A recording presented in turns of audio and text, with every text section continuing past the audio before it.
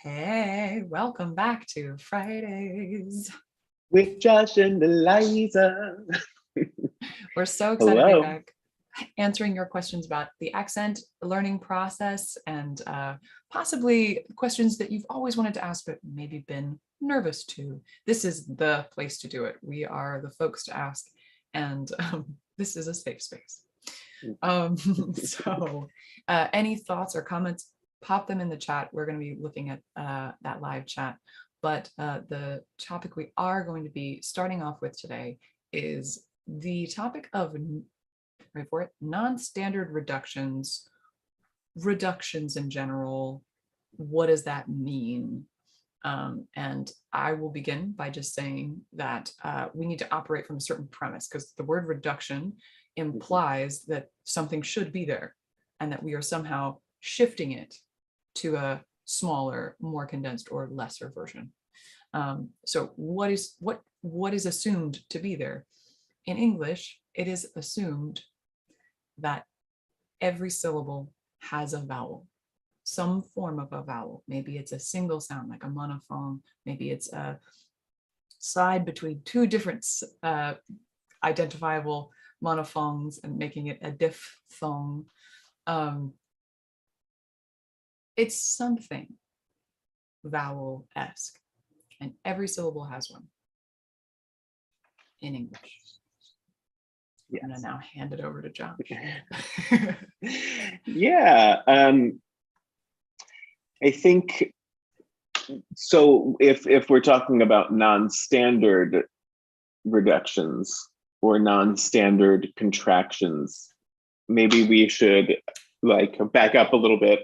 Yes, we should address the elephant in the room. That there is a concept of perhaps a standardized reduction that is acceptable in the broader language, and that there are perhaps many possible reductions or contractions that happen anyway, but some of those are taught in formal English and grammar classes, and some of those are not. Exactly. And so a standard contraction would be something like can't. Mm-hmm. I cannot do that becomes I can't do that. And so, as you were just saying, that we have to agree on the premise that there should be a vowel there, not, right? And we take that vowel away and put the two consonants on the word in front of it, and we just make them one delicious word. I can't, right? And so theoretically, there is a series of standard contractions. Like can't. What are some others? Won't, which is will not. Don't, which is do not. Haven't. So these are all contractions with the word not, right? Have not, aren't, are not. There's also the idea of contractions with the word is, or the verb to be. So she is becomes she's. She's, right? Or there is becomes theirs, right? Right. Mm-hmm. There's also, sorry, I'll do one more. There are contractions with the word or will, or so you will becomes you'll. You'll, right? Also, some with the word have, I should have, or would have becomes should have or would have. And that's a fun movement to do, the kind of tap into the V, should have or would have. So what then would be like a non-standard reduction? Oh. So here's a sentence. I can see them for about 5 minutes. I can see them for about 5 minutes. Ooh, pick me. Yeah, Eliza. I'm gonna do a reduction or a contraction that is not standard. So this wouldn't be taught in an English grammar class, but it follows the same rules as the ones taught in English grammar class. I'm just going to take away the vowel from them and that first and the first two consonants, the th and the v, and I'm going to take that consonant from the end, and I'm going to put it on the word before, so I can see them for about 5 Yes, minutes. it's one of my favorites. I can see them, right? And so if you're not, if you're listening to someone speak and you're not anticipating that they might do a reduction in a place, you'll hear "seem" and you'll think, what's a "seem," right? But we're saying "see them." You could also take out the vowel in the word "can," and it could become "can." I can see him. I can see him for about 5 minutes, and so it just becomes like a little "can." I have had people point out, though, that there may be a tiny little vowel in there, but this is like splitting hairs. It feels like I'm taking the vowel away and doing and right, yeah. right. And you might be I think you might be, depending on your pronunciation. Yeah. So what English learners will often find as they sort of move into a greater degree of fluency, a spoken version of their English, is that when they're speaking to native speakers will sort of reduce and contract with abandon. Yes. Here's another one. This one is one of my favorites. So the sentence, like full version, is, "Do you want me to give her a call?"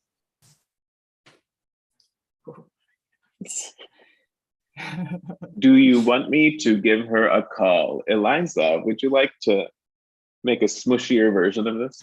Oh, okay, right, great. So what I should do, actually, I was Josh did a great thing where Josh just sent me the text, and I started to read the text to think about, ooh, how can I reduce or contract the text? And I thought, don't do that.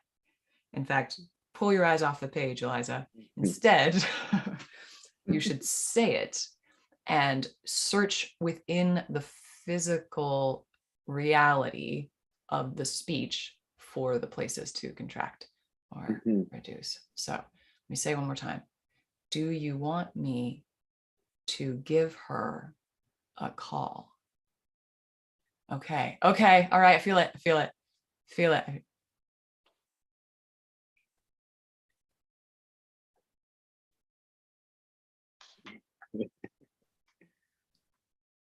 Oh my gosh, no, what is it? Okay. Do you want me to give her a call? Well, first, because I'm one of those folks, I might just lose that first verb altogether. I might just drop it.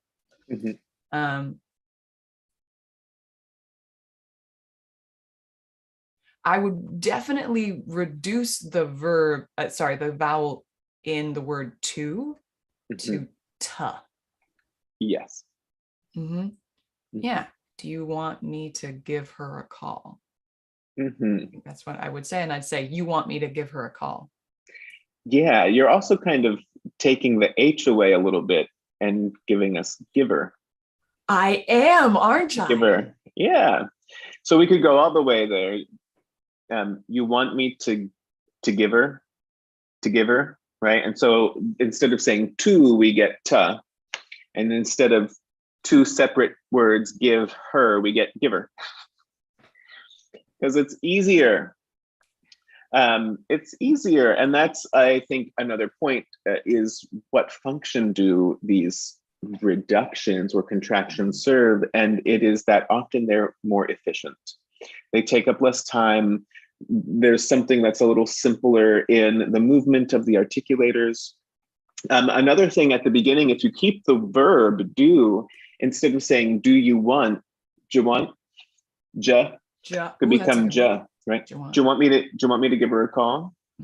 And you'll hear that one a lot. I think both versions where we took it away completely. You'll want me to give her a call. We still add that schwa in there, but some people will keep the do on the front with just a little just sound. Do you want me to give her a call? I love that one. Yeah, you just said the word schwa. Will you elaborate for our viewers what a schwa is? What is a the schwa? Concept of the schwa? Yeah. So this comes from the International Phonetic Alphabet. And it's the concept of the vowel space inside the mouth. And it's a three-dimensional kind of bubble space that like sits like right here in your mouth. And when the tongue is completely released, and so backing up a little bit, one of the things that helps us manipulate that space is the movement of the tongue. Are we doing a little hill? Are we doing a little cup? Are we doing that hill or cup in the front of the tongue, or in the back of the tongue, or in the middle of the tongue? And so those two questions help us manipulate the vowel space. Another thing that helps us manipulate the vowel space is the lips. Oo, u, e, u, right? And so moving the lips. But schwa is the concept of a completely released tongue, completely released lips. And when you send your voice out through that, you get the sound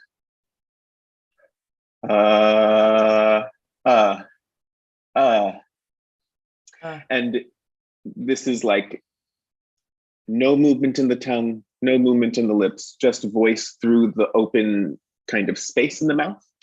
And we call that schwa. It's the vowel of release. And we should say to our listeners and viewers, all the listeners out there, that the release implies a sort of a middle ground in terms of arching and cupping or lip corners forward and back. It might not, creating this schwa might not feel like a muscular release to you. It might actually feel like work, because your sort of resting spot might not be this spot, but in the sort of median of how much you can arch or cup your tongue, or how much you can pull forward or kind of retract your lip corners, that's where schwa lives. Right Yeah. So really important in English reductions. And as we just demonstrated with this sentence, to becomes ta. And this is a very easy sound for people who speak English as their first language, because it's our thinking sound often. Right? And so this is a place that American English first language speakers have an easy time going. And it is present a lot in American English specifically. It is. You can observe it in a lot of speakers as they sort of search for what they want to say next, but they're not sure what it is. So in that moment, their articulators want to go to the middle. They sort of want to go to the center of all the possible sounds, like a goalie going to the middle of a goal. So you will often hear American English speakers come back to an and because it is right in the center, it's also where they often go in unstressed syllables about which they are unsure. They're like, I'm not really stressing this, and I'm not sure what vowel sound to make. So as someone who has two unstressed syllables in their first name and questionable vowels, when people meet me for the first time, if they're an English as a first language speaker from the States or Canada, they will often use a schwa at the beginning and the end of my name. Eliza. Goes there and just, like, that's a pretty safe bet. Yeah. So coming back to this idea of what I love about English, certain reductions are standard, right? Which, let's be honest, they probably weren't at a certain point in our history. Right. But now they are. And now they are. And certain reductions aren't, even if they follow similar rules and get used with a similar frequency. So as we continue to talk about reduction, take this out into the world and with a grain of salt, you'll probably see this action done a lot. And it's going to be on you to decide whether it's something that you want to take on, what situations it might be appropriate for, or ultimately what it's going to get you. But we're just going to talk about how. We're going to talk about the how. Yeah. Yeah. Awesome. Do one more. Do one more. Do one more. One more. Will you do a want to sentence? Oh yes. Or going to sentence? One of the while I'm looking for a good sentence. I'm looking for a good sentence. Ooh. I think one of the other things about this is the how it helps you listen, right? And so when you're building your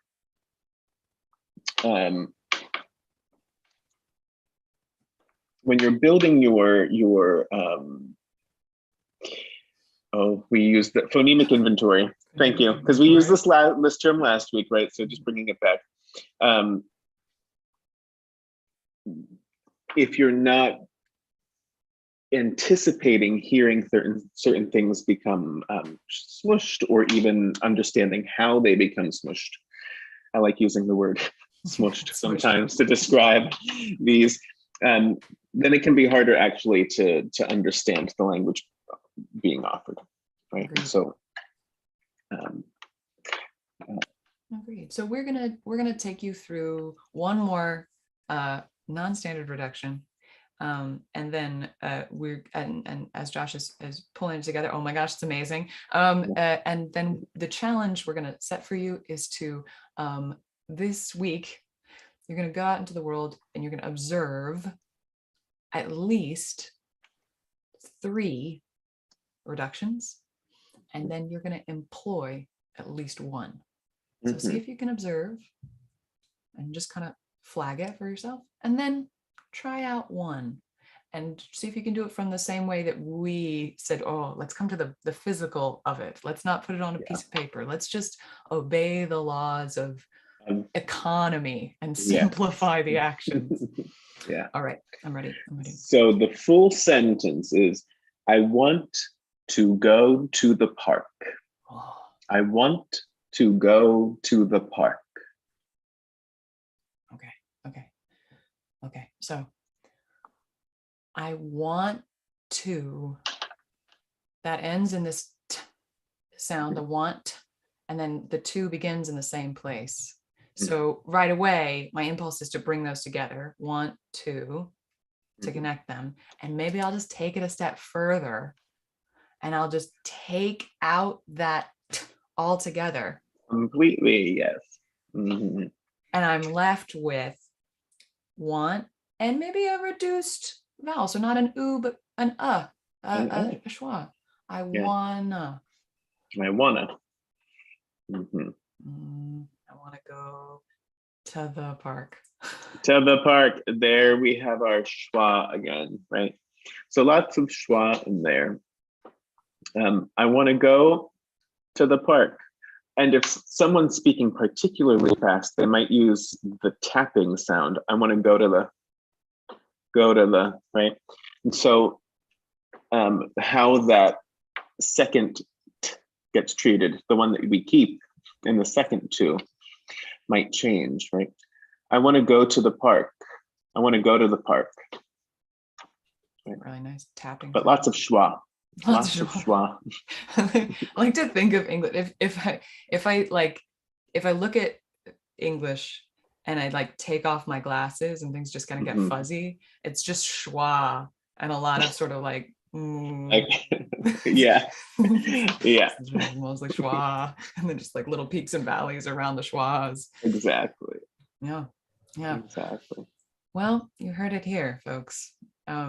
This is the way to go. So this week, notice 3, employ 1, and we will be back here on next Friday to do another live. Yes. Thank you, Josh. Thank you, Eliza.